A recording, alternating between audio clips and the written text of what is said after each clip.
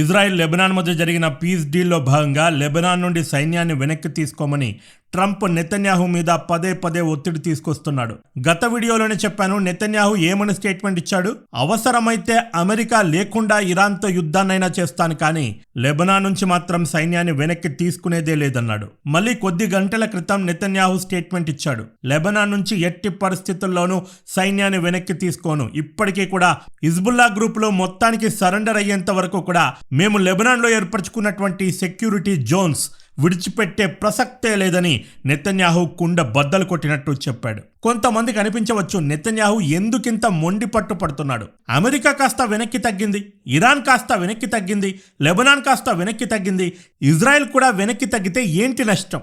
బలుపా, అహంకారమా? కొంతమంది ఇలా ప్రశ్నిస్తున్నారు. ఈ వీడియో చివరి వరకు మొత్తం చూడండి. నెతన్యాహు ఎందుకంత మొండి పట్టుపడుతున్నాడో మీకే అర్థమవుతుంది. మీరే అంటారు నెతన్యాహు కరెక్ట్ చేస్తున్నాడు అని. ఈ ఫోటోలో కనిపిస్తున్న యువకుడి పేరు రామ్ బ్రాస్లావ్స్కీ. 2023 అక్టోబర్ 7th హమాస్ పందులు కిడ్నాప్ చేసుకుని తీసుకుని వెళ్లిన వాళ్ళలో ఈ రామ్ కూడా ఒకడు. మీ అందరికీ గుర్తే ఉండుంటుంది, 2023 అక్టోబర్ 7th నోవా మ్యూజిక్ ఫెస్టివల్లో అందరూ కూడా చాలా హ్యాపీగా సెలబ్రేషన్ చేసుకుంటున్నారు. ఇలాంటి శుభతరుణంలో ఉదయం 6 గంటలకి హమాస్ పందులు అకస్మాత్తుగా ఈ మ్యూజికల్ ఫెస్టివల్ పైన దాడి చేశారు. కనిపించిన వాళ్ళను కనిపించినట్లు షూట్ చేశారు. ఈ ఈవెంట్ కి ఆ రోజు సెక్యూరిటీ గార్డ్ గా పనిచేస్తున్నాడు రామ్. నిజానికి ఇతడు ఐడిఎఫ్ సోల్జర్. హాలిడేస్ లో ఉన్న సమయంలో ఈ ఫెస్టివల్ కి సెక్యూరిటీ గార్డ్ గా చేసేందుకు బాధ్యతలు స్వీకరించాడు. గుర్తుంచుకోండి, ఆ రోజు ఉదయం 6 గంటలకి దుండగులు దాడి చేశారు.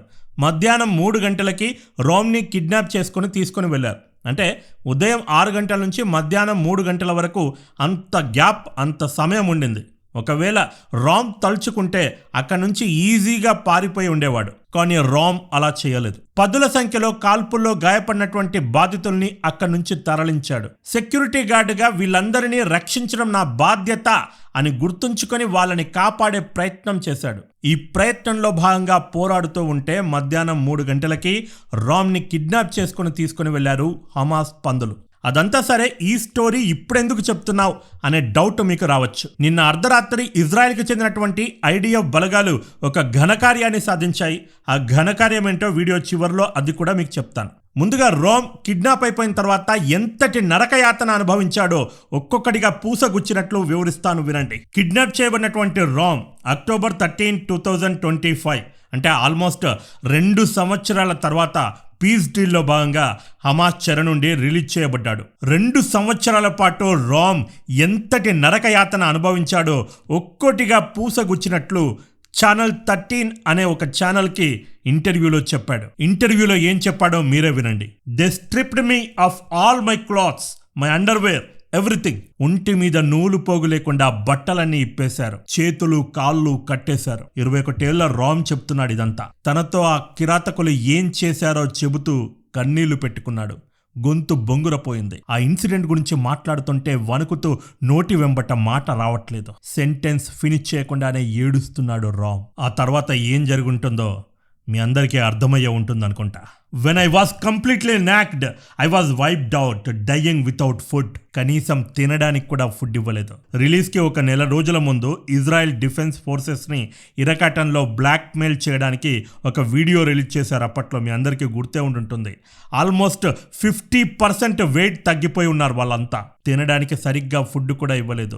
ఒక చిన్న కంచెంలో కాస్త అన్నము, ఒక చిన్న బాటిల్ వాటర్ ఇచ్చేవాళ్ళట. ఆ అన్నంలో కూడా ఆ కిరాతకుడు ఉమ్మేసి ఇచ్చేవాడట. I pray to God save me. ఈ నరకం నుంచి ఎలాగైనా నన్ను బయటపడేయండి అని నేను పదే పదే దేవుణ్ణి ప్రార్థిస్తూనే ఉన్నానన్నాడు Ram. It is sexual violence and it's main purpose was to humiliate me. శారీరకంగా నన్ను హింసించారు, నా పైన అత్యాచారం చేశారు, అన్నం పైన ఉమ్మేసి ఇవ్వడం, సెక్సువల్గా అసల్ట్ చేయడం, ఇవన్నీ నన్ను హ్యూమిలియేట్ చేయడానికి వీళ్ళు చేశారు. The goal was to crush my dignity. నా డిగ్నిటీని, నా సెల్ఫ్ రెస్పెక్ట్ని తుంగలో తొక్కడానికి ఇదంతా కావాలని చేశారు. Tomorrow morning I will wake up to another hell and another hell and another hell. ఈ రోజు నరకయాతన అనుభవించాను, నా పైన అత్యాచారం జరిగింది, ఏడుస్తూ పడుకున్నాను. మళ్ళీ రేపు ఒక కొత్త నరకాన్ని చూస్తాను, మళ్ళీ ఒక కొత్త నరకాన్ని అనుభవిస్తాను. అలా 2 ఏళ్ల పాటు జరిగింది. అంటే ఆల్మోస్ట్ 700 రోజులు ఈ ప్రక్రియ జరిగింది. రిలీజ్ చేయబడినటువంటి హాస్టేజెస్ లో తన పైన సెక్సువల్ అసల్ట్ జరిగింది అని మొట్టమొదట ఒప్పుకున్నటువంటి మేల్ హాస్టేజ్ రామ్. అంతకుముందు రిలీజ్ చేయబడినటువంటి యువతులు ఈ విషయాన్ని ధృవీకరించారు. రిలీజ్ చేయబడిన అమిత్ సొసానా అనే యువతి తన తల దగ్గర గన్ పెట్టి భయపెట్టి అత్యాచారం చేశారని చెప్పింది. తనొక్కతే కాదు, ఆల్మోస్ట్ ఒక 12 మంది ఈ విషయాన్ని ధృవీకరించారు. ఇంతటి కిరాతకుల్ని వదిలిపెట్టాలా చెప్పండి? నెతన్యాహు పదే ఏమంటున్నాడు, ఈ రోజు గనక నేను సీజ్ ఫైర్ కి ఒప్పుకొని అంతా ఏమీ జరగలేదన్నట్టుగా అన్ని మర్చిపోయి పీస్ డీల్ కి ఒప్పుకుంటే ఈ పందులు ఏం చేస్తారు? రేపొద్దున మళ్ళీ ఇజ్రాయెల్లోకి చొచ్చుకొని వస్తారు. ఇజ్రాయెల్ ప్రజల్ని కిడ్నాప్ చేసుకుని తీసుకుని వెళ్తారు. నరక యాతన అనుభవించేలా ఇలా టార్చర్ చేస్తారు. లేదంటే ఇజ్రాయెల్ ప్రజలందరూ సంతోషంగా సంబరాలు జరుపుకుంటున్న వేళ చెప్పా పెట్టకుండా మిసైళ్ల వర్షం కురిపిస్తారు. ఇలా భయంగా ఇంకెన్నాళ్ళు బతకాలి ఇజ్రాయెల్ ప్రజలు? అందుకే నేను ఇలాంటి దాడులు జరగకుండా గాజాని ఇప్పటికీ కూడా పూర్తి స్థాయిలో రిలీజ్ చేయట్లేదు. అదేవిధంగా లెబనాన్ నుంచి పూర్తి స్థాయిలో ఇజ్రాయెల్ బలగాలు గనక వెనక్కి వెళితే మళ్ళీ వీళ్ళు మా పైన దాడులు చేయడం స్టార్ట్ చేస్తారు. బార్డర్లో ఉన్న ప్రజలు రోజు మరణిస్తూనే ఉంటారు. అందుకే మేము లెబనాన్లో లోపలికి వెళ్ళి మరీ సెక్యూరిటీ జోన్ని ఏర్పరచుకున్నాం. లెబనాన్ని ఆక్రమించడం మా ఉద్దేశం కాదు. మా దేశ ప్రజలను కాపాడుకోవడానికి అక్కడ ఒక బఫర్ జోన్ ఏర్పరచడం మా ఉద్దేశం. అందులో భాగంగానే మేము లెబనాన్లో ఆ ప్రాంతాన్ని మా ఆధీనంలోకి తెచ్చుకొని ఇజ్రాయెల్ బలగాలను అక్కడ పెట్టాం. వేరే ఏ ఉద్దేశము లేదు మాకు. ఎందుకు ఇలా చేశాము? ఈ హిజ్బుల్లా పందుల నుంచి మా దేశానికి థ్రెట్ ఉంది కాబట్టి. ఈ హిజ్బుల్లా పందులందరినీ కూడా ఆయుధాలను కింద పడేయమనండి, లొంగిపోమనండి. మేము ఇప్పటికిప్పుడు లెబనాన్ని పూర్తి స్థాయిలో ఖాళీ చేస్తాం. ఎప్పటి వరకైతే వీళ్ళు డిజామ్ చేయరో, అంటే ఆయుధాలను కింద పడేయరో, అప్పటి వరకు మా బలగాలు లెబనాన్లోనే ఉంటాయి. అది ట్రంప్ చెప్పని, అమెరికా చెప్పని, ఇంకెవ్వడైనా చెప్పని, మేము మాత్రం లెబనాన్ నుంచి వెనక్కి వెళ్లేదే లేదని నెతన్యాహు కొద్దిసేపటి క్రితం చెప్పాడు. ఎందుకు చెప్పాడు అంటే, రామ్ స్టోరీ విన్నారు కదండి. మనుషులు చేసే పనేనా ఇది? బతికుండగానే నరకాన్ని చూపెట్టారు. శత్రువుకి కూడా 3 పూటల అన్నం పెడతాం మనం. ఒకటే పూట అన్నం పెట్టి, అది అరకొర అన్నం పెట్టి, అది కూడా ఉమ్మేసి అన్నం పెట్టారు. ఈ ఫోటోలో లెఫ్ట్ రైట్ చూడండి ఎంత డిఫరెన్స్ ఉందో. 50% వెయిట్ తగ్గిపోయింది. మనుషులు చేసే పనేనా ఇది? అందుకే నెతన్యాహు ఇంత మొండి పట్టుపడుతున్నాడు. ఈ రామ్ టాపిక్ ఇప్పుడు ఎందుకు వచ్చిందంటే, రామ్ని ఎవడైతే సెక్సువల్ అసాల్ట్ చేశాడో, పదే చిత్రహింసలు పెట్టాడో, తిండి లేక నరకయాతన అనుభవించేలా చేశాడో, వాడిని నిన్న ఇజ్రాయెల్ బలగాలు మట్టు పెట్టాయి. ఇదిగోండి ఈ ఫోటోలో చూస్తున్నారా, వీడి పేరు తలాల్ అబద్ అలాల్. అందరూ వీడిని అబు యూసఫ్ అంటుంటారు. రామ్ని పదే సెక్సువల్ అసాల్ట్ చేసినటువంటి వ్యక్తి, ఆ గ్రూప్ లీడర్ ఇతడే. వీడొక్కడే కాకుండా మిగతా వాళ్ళతో కూడా అసాల్ట్ జరిపించాడు. మొదట్లో వీడొక్కడే సెక్సువల్ అసాల్ట్ చేస్తుండేవాడు. 4-5 రోజులు, 10-15 రోజులు భరించాడు రామ్. ఆ తర్వాత ఉంటే ఉంటాను, పోతే పోతానని చెప్పి తన శక్తి మొత్తాన్ని కూడా కూడగట్టుకొని అబు యూసఫ్ పైన తిరగబడ్డాడు. అబు యూసఫ్ ని పిచ్చి కుక్కను కొట్టినట్లు కొట్టాడు. దాంతో అబు యూసఫ్ గట్టిగా కేకలు వేయడంతో బయట ఉన్నటువంటి మిగతా అనుచరులు మొత్తం వచ్చారు. అబు యూసఫ్ ని హుటాహుటిన హాస్పిటల్ కి తీసుకుని వెళ్లారు. ఇక ఆ తర్వాత నుంచి పనిష్మెంట్ లో భాగంగా రోజు పదుల సంఖ్యలో హమాస్ పందులు రామ్ పైన సెక్సువల్ అసాల్ట్ చేయడం మొదలు పెట్టారు. This is the man who, under his orders and with his own hands, abused me and almost killed me several times. వీడే 2 సంవత్సరాలు ప్రతిరోజు నన్ను మానసికంగా చంపాడు. ప్రతిరోజు చావు చూపించాడు. చచ్చిపోయినటువంటి యూసఫ్తో అంటున్నాడు రామ్. ఏమంటున్నాడు? ఒరే కిరాతకుడా, గుర్తుందా?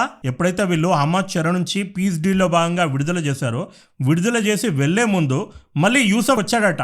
వచ్చి ఏమన్నాడట, వెళ్ళి ఇజ్రాయెల్ బలగాలకి చెప్పు, వాళ్ళ డ్రోన్స్కి, వాళ్ళ ఎక్విప్మెంట్కి మిడిల్ ఫింగర్ చూపిస్తున్నానని, దమ్ముంటే నన్ను పట్టుకోమను అని ఛాలెంజ్ విసిరాడు. ఈ మెసేజ్ పాస్ చేయమని రామ్కి చెప్పాడు. రామ్ ఏమంటున్నాడు, నువ్వు చెప్పినట్టుగానే నేను ఇజ్రాయెల్ బలగాలకి మెసేజ్ పాస్ చేశాను, ఈ రోజు నిన్ను మట్టు పెట్టారు, పైకి వెళ్ళావు కదా, అక్కడ పండగ చేసుకో అంటున్నాడు రామ్. అలాల్ని కుక్కను చంపినట్టు చంపి రామ్ పగ తీర్చుకున్నటువంటి ఇజ్రాయెల్ బలగాలకి హ్యాట్స్ ఆఫ్. అందుకే నెతన్యాహు కొద్ది గంటల క్రితం ఈ స్టేట్మెంట్ ఇచ్చాడు, Israel won't leave Lebanon as long as Hezbollah threaten us.